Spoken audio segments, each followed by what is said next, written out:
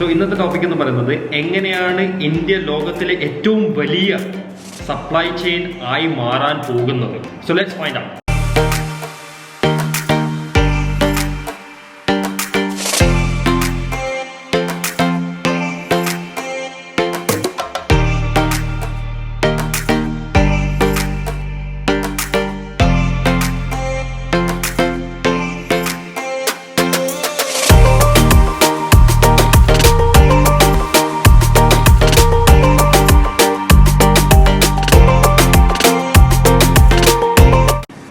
Everyone, എൻ്റെ പേര് Shaan.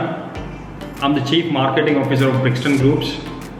I'm also a coach and an influencer. So അതിൽ പോകുന്നതിന് മുന്നേ let's analyze China. ചൈന എങ്ങനെയാണ് ഇത്രയും വലിയ ഒരു സൂപ്പർ പവർ അല്ലെങ്കിൽ സപ്ലൈ ചെയിൻ ചൈനയിലേക്ക് ആകർഷിച്ചതെന്ന് നമുക്ക് നോക്കാം. ഇത്രയും അധികം കമ്പനികളും കൺട്രീസും ചൈനയെ ഫോക്കസ് ചെയ്യാനുള്ള കുറച്ച് ഫാക്ടേഴ്സ് ഉണ്ട്. ഇമ്പോർട്ടൻ്റ് ആയിട്ടുള്ള 5 ഫാക്ടർ ഉണ്ട് ടു ബി പ്രിസൈസ്. അതെന്തൊക്കെയാണെന്ന് നമുക്ക് നോക്കാം. അതിൽ ഒന്നാമത്തെ കാര്യം cheap labour, low tax. Government ഭയങ്കര സ്റ്റേബിൾ ആയിരുന്നു. റോ മെറ്റീരിയൽസ് വളരെ ഈസി ആയിട്ട് അവൈലബിൾ ആയിരുന്നു ചൈനയിൽ. പിന്നെ അതേപോലെ തന്നെ ഇൻഫ്രാസ്ട്രക്ചർ, ബെസ്റ്റ് ഇൻഫ്രാസ്ട്രക്ചർ ആയിരുന്നു അവർക്ക് ഓഫർ ചെയ്യാനുണ്ടായിരുന്നത്. ഈ കാരണങ്ങൾ കൊണ്ടൊക്കെയാണ് എല്ലാ കൺട്രീസും എല്ലാ മാനുഫാക്ചറിങ് യൂണിറ്റ്സും അല്ലെങ്കിൽ കമ്പനികളും ചൈനയിലേക്ക് പോകാൻ കാരണം. അതുകൊണ്ടാണ് ചൈന ഇത്രയും വലിയ ഒരു സൂപ്പർ പവർ അല്ലെങ്കിൽ ഗ്ലോബൽ സപ്ലൈ ചെയിൻ്റെ കിങ് ആയിട്ട് മാറാൻ കാരണം. പിന്നെ എന്തുകൊണ്ടാണ് പല കൺട്രീസും അല്ലെങ്കിൽ പല കമ്പനികളും ചൈനയിൽ നിന്നും വിട്ടുമാറാൻ വേണ്ടി ആലോചിക്കുന്നത്? അതിൽ കുറേ കാരണങ്ങളുണ്ട്. അതിൽ ചില ഇമ്പോർട്ടൻ്റ് ആയിട്ടുള്ള ഫാക്ടേഴ്സ് മാത്രം ഞാനിപ്പോൾ പറയാം. അതിൽ ഒന്നാമത്തെ ഫാക്ടർ എന്ന് പറയുന്നത് US-ഉം ചൈനയും തമ്മിലുള്ള ട്രേഡ് വാറാണ്. 2018 മുതൽ 2020 വരെയുള്ള ട്രേഡ് വാർ നോക്കിക്കഴിഞ്ഞാൽ that is not very decent. പിന്നെ രണ്ടാമത്തതെന്ന് പറയുന്നത് ലേബർ ചാർജസ് അല്ലെങ്കിൽ ലേബർ ചീപ്പായിട്ട് അവിടെ കിട്ടുന്നുണ്ടെങ്കിൽ കൂടി ഇപ്പോൾ അത് എക്സ്പെൻസീവ് ആയിട്ടുള്ള ഒരു ലേബർ കൾച്ചറായിട്ട് മാറിക്കൊണ്ടിരിക്കുകയാണ് ചൈനയിൽ. മൂന്നാമത്തത് അല്ലെങ്കിൽ ഏറ്റവും ഇമ്പോർട്ടൻ്റ് ആയിട്ടുള്ളത് കൊറോണ വൈറസ് ആണ്. ഇപ്പോൾ എല്ലാ ആൾക്കാർക്കും മനസ്സിലായി ചൈന അത്ര നല്ലൊരു ട്രാൻസ്പെറൻറ്റ് കൺട്രി അല്ല. ലോ ടാക്സ് ഉണ്ടായാലും അല്ലെങ്കിൽ മറ്റു പല ആനുകൂല്യങ്ങൾ അവർ കൊടുക്കുന്നുണ്ടെങ്കിലും ഏറ്റവും കൂടുതൽ ആവശ്യമുള്ള ഈ കോൺഫിഡൻസ് വർദ്ധിപ്പിക്കാനുള്ള ഒരു ഫാക്ടറാണ് ട്രാൻസ്പെറൻസി. അത് ട്രാൻസ്പെറൻ്റ് ആയിട്ട് ചൈനയ്ക്ക് കൊണ്ടുപോകാൻ കഴിഞ്ഞില്ല. അങ്ങനെ ആയിരുന്നെങ്കിൽ ഈ കൊറോണ വൈറസ് പെട്ടെന്ന് തന്നെ കണ്ടെയ്ൻ ചെയ്യാൻ പറ്റിയത്. അത് WHO-നോട് ഇൻഫോം ചെയ്തു, WHO മറ്റുള്ള കൺട്രീസിനോട് ഇൻഫോം ചെയ്തു. അങ്ങനെ അത് വളരെ വേഗത്തിൽ തന്നെ കണ്ടെയ്ൻ ചെയ്യാൻ പറ്റുമായിരുന്നു. പക്ഷെ അത് ചൈനയ്ക്ക് സാധിച്ചില്ല. വിച്ച് മീൻസ് ചൈന അത്ര ട്രാൻസ്പെറൻ്റ് ആയിട്ടുള്ള ഒരു കൺട്രി അല്ല. അതുകൊണ്ട് തന്നെ US-ഉം ജപ്പാനും കൊറിയയും ഏത് രാജ്യത്തേക്കാണ് അവരുടെ കമ്പനികളെ മാറ്റി കൊണ്ടുപോകാൻ പറ്റുമെന്ന് അവർ ആലോചിക്കാൻ തുടങ്ങി. അവിടെയാണ് ഇന്ത്യക്കുള്ള മെയിനായിട്ടുള്ള പല അഡ്വാൻറ്റേജസും ഓപ്പർച്യൂണിറ്റീസും ഇപ്പോൾ ഉള്ളത്. ഈ കാരണങ്ങൾ കൊണ്ട് തന്നെ അവർ നോക്കുകയാണ് ഏത് കൺട്രിയിലേക്കാണ് ഈ ഒരു ടൈമിൽ നമുക്ക് ഈ സപ്ലൈ ചെയിന് എസ്റ്റാബ്ലിഷ് ചെയ്യാൻ പറ്റുക. അതിൽ ഏറ്റവും കൂടുതലായിട്ട് വന്ന പേരുകളാണ് വിയറ്റ്നാമും ഇന്ത്യയും. അപ്പോൾ ഇന്ത്യയുടെ കോമ്പറ്റീറ്റർ എന്ന് പറയുന്നത് വിയറ്റ്നാമാണ്. പക്ഷെ വിയറ്റ്നാമിനെക്കാട്ടും എത്രയോ കൂടുതൽ അഡ്വാൻറ്റേജ് ഇന്ത്യക്ക് ഇന്നത്തെ ദിവസമുണ്ട്. ഇന്ത്യ ഈ ഇൻവെസ്റ്റ്മെൻറ്റും ഈ സപ്ലൈ ചെയിനും ഇങ്ങോട്ടേക്ക് കൊണ്ടുവരാൻ വേണ്ടി പല ഓഫറും പല പദ്ധതികളും മുന്നോട്ട് വെച്ചിട്ടുണ്ട്. വരും ദിവസങ്ങളിൽ ഇനിയും പദ്ധതികളും പല പോളിസീസ് ചേഞ്ചും നമുക്ക് കാണാൻ സാധ്യതയുമുണ്ട്.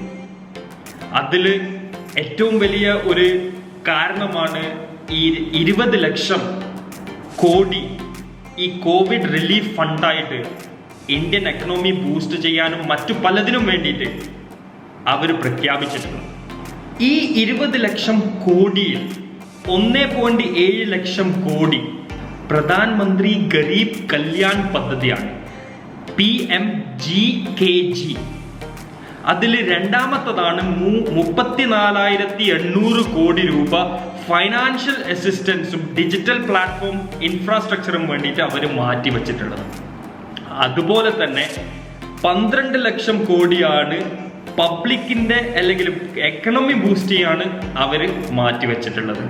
പിന്നെ നമുക്കൊക്കെ ഈ ഒരു പദ്ധതിയിൽ ഭാഗമാകാൻ വേണ്ടി 42,000 കോടി വേറെയും മാറ്റിവെച്ചിട്ടുണ്ട്. അതാണ് ഈ കമ്പനികൾ ചൈനയിൽ നിന്ന് വരുമ്പോൾ അവർക്ക് വേണ്ടിയിട്ടുള്ള പല ഇൻവെസ്റ്റ്മെന്റ് ഫ്രണ്ട്ലി പദ്ധതികളും ഈ ഒരു പാക്കേജിലാണ് അവര് വെച്ചിട്ടുള്ളത്. ഈ 42,000 കോടിയിൽ ഇൻഫ്രാസ്ട്രക്ചർ, നല്ലതായിട്ടുള്ള ഇൻഫ്രാസ്ട്രക്ചർ കൊണ്ടുവരാനും അങ്ങനെ പലതായിട്ടുള്ള പല പദ്ധതികളും ഇതിലുണ്ട്.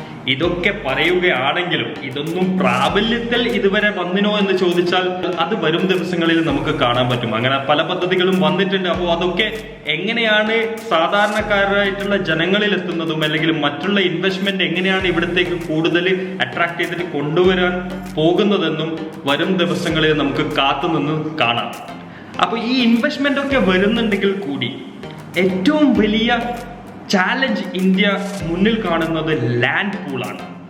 ഈ ലാൻഡ് പൂള് ഇപ്പോൾ ഏതൊരു കമ്പനി വരുമ്പോഴും അല്ലെങ്കിൽ ഏതൊരു മാനുഫാക്ചറിങ് യൂണിറ്റ് വരുമ്പോഴും അവർക്ക് ലാൻഡാണ് ഏറ്റവും കൂടുതൽ ആവശ്യം. ഈ ലാൻഡിന് വേണ്ടി ഇന്ത്യ മുന്നോട്ട് വെച്ചിരിക്കുന്നത് ഇതാണ്. ലക്ഷംബർഗ് വ്യാപിച്ചിരിക്കുന്നത് 2,43,000 ഹെക്ടേഴ്സിലാണ്. പക്ഷേ ഇന്ത്യ മുന്നോട്ട് വെച്ചിരിക്കുന്നത് 4,61,589 ഹെക്ടേഴ്സ് ആണ്, വിച്ച് ഈസ് ഡബിൾ. ആ ലക്ഷംബർഗിനെക്കാട്ടും ഡബിൾ ആയിട്ടുള്ള ലാൻഡാണ് ആക്ച്വലി അവിടെ മുന്നോട്ട് വെച്ചിട്ടുള്ളത്. ഈ ഭൂമി സ്ഥിതി ചെയ്യുന്നത് കേരള, ഗുജറാത്ത്, മധ്യപ്രദേശ്, മഹാരാഷ്ട്ര, തമിഴ്നാട് എന്നീ സ്റ്റേറ്റ്സിലാണ്. ഈ സംസ്ഥാനത്തൊക്കെ ഓൾറെഡി കേരള ഇൻക്ലൂഡിങ് സെൻട്രൽ ഗവൺമെന്റുമായിട്ടും ഇൻഡസ്ട്രിയൽ മിനിസ്റ്ററുമായിട്ടും ഓൾറെഡി ഇൻ ടോക്കാണ്. ഈ ടോക്കിലും ഡിസ്കഷനിലും ഒക്കെ കൂടുതൽ ഇവിടെ എങ്ങനെയൊക്കെ ഈ കമ്പനീസിനൊക്കെ ആകർഷിച്ച് കൊണ്ടുവരാം എന്നുള്ള ചർച്ചയാണ് കൂടുതലും അവര് മുന്നോട്ട് വെക്കുന്നതും ഡിസ്കഷനിൽ ടോപ്പിക്കായിട്ട് അജണ്ടയായിട്ട് വരുന്നത്. ഇതില് പല ലാൻഡും സെസ്സിൽ പെടുന്നതാണ്, സ്പെഷ്യൽ എക്കണോമിക് സോൺ. ആ ആക്സസിബിലിറ്റി കേരളത്തിൽ ഏറ്റവും കൂടുതലുണ്ട്. ബിക്കോസ് അത്രയും ലാൻഡ് പൂള് കേരളത്തിലുമുണ്ട്. ആ കേരളത്തിലുള്ള ലാൻഡ് അധികവും ആക്സസിബിലിറ്റി കൂടുതലായതുകൊണ്ട് തന്നെ കേരളത്തിലേക്കും പല ഇൻഡസ്ട്രീസും വരാൻ സാധ്യതയുണ്ട്. നമ്മുടെ ചീഫ് മിനിസ്റ്റർ ഓൾറെഡി ചൈനയിലുള്ള പല കമ്പനിയുമായിട്ടും സംസാരത്തിലാണ്. ഇതിനൊക്കെ സപ്പോർട്ടുമായിട്ട് US, കൊറിയ എന്നുള്ള രാജ്യങ്ങളും വന്നിട്ടുണ്ട്. ആപ്പിൾ പോലത്തെ പല മാനുഫാക്ചറിങ് യൂണിറ്റ്സും ഇന്ത്യയിലേക്ക് വരാനും അതേപോലെ തന്നെ മറ്റു പല മാനുഫാക്ചറിങ് ഇൻഡസ്ട്രീസിനെ സപ്പോർട്ട് ചെയ്യാനും അവര് പദ്ധതികൾ മുന്നോട്ട് വെച്ചിട്ടുണ്ട്. അതിൽ ഓട്ടോമൊബൈൽ വരും, മാനുഫാക്ചറിങ്ങിലുള്ള മൊബൈൽ ഫോണിൻ്റെത് വരും, പിന്നെ ഫാർമസ്യൂട്ടിക്കൽ എന്ന് പോലത്തുള്ള പല ഇൻഡസ്ട്രീസും കേരളത്തിലും മറ്റ് സംസ്ഥാനത്തേക്കും വരാനുള്ള പദ്ധതികൾ ഓൾറെഡി മുന്നോട്ട് വെച്ചിട്ടുണ്ട്. ഇനി വരും ദിവസങ്ങളിൽ കാണാം എങ്ങനെയാണ് ഈ ഇന്ത്യ ഇത്ര വലിയ ഒരു ഓപ്പർച്യൂണിറ്റി ശരിക്കും യൂട്ടിലൈസ് ചെയ്യുന്നതെന്ന്. പക്ഷേ അതേപോലെ തന്നെ ഈ ഒരു ഇന്ത്യ ഓപ്പർച്യൂണിറ്റി ആയിട്ട് കാണുമ്പോൾ മറ്റു പല നെയ്ബറിംഗ് കൺട്രീസും ഇതിനെ ത്രെട്ടായിട്ടാണ് കാണുന്നത്. അത് പാകിസ്ഥാൻ ആയിക്കോട്ടെ, ചൈന ആയിക്കോട്ടെ, ഇപ്പം ഈവൻ നേപ്പാൾ ആയിക്കോട്ടെ, ഇതിന് എങ്ങനെ തടസ്സം സൃഷ്ടിക്കാൻ പറ്റും എന്നതാണ് അവര് ഏറ്റവും കൂടുതൽ ഇപ്പം ഡിസ്കസ് അല്ലെങ്കിൽ അവരുടെ മനസ്സിൽ പോകുന്നുണ്ടാവുക. ബിക്കോസ് നിങ്ങൾക്ക് കാണാൻ പറ്റും പല ഡിസ്റ്റർബ്ഡ് ന്യൂസും ഇപ്പോൾ നമ്മളെ മുന്നിലുണ്ട്. കാശ്മീരിലായിക്കോട്ടെ, സിക്കിമിലായിക്കോട്ടെ, അല്ലെങ്കിൽ ബോർഡർ സ്റ്റേറ്റ്സിലുള്ള പല പ്രദേശത്തും ഇങ്ങനത്തെ പല ഡിസ്റ്റർബ്ഡ് ന്യൂസും വരുന്നുണ്ട്. അത് ഇന്ത്യ അൺസ്റ്റേബിൾ ആണെന്ന് വരുത്തി തീർക്കാൻ വേണ്ടിയിട്ട് മനഃപൂർവ്വം ചെയ്യുന്ന പല പദ്ധതികളുമാണ്. പക്ഷെ അവർക്കൊന്നും അറിയാത്തൊരു കാര്യമുണ്ട്, India is A very strong country. അതുകൊണ്ട് തന്നെ ഇതൊക്കെ മറികടന്ന് India will become the next super power and will become the largest global supply chain magnet. എൻ്റെ പേര് Shaan. I'm the Chief Marketing Officer of Brixton Groups. I'm a coach and an influencer. Jai Hind.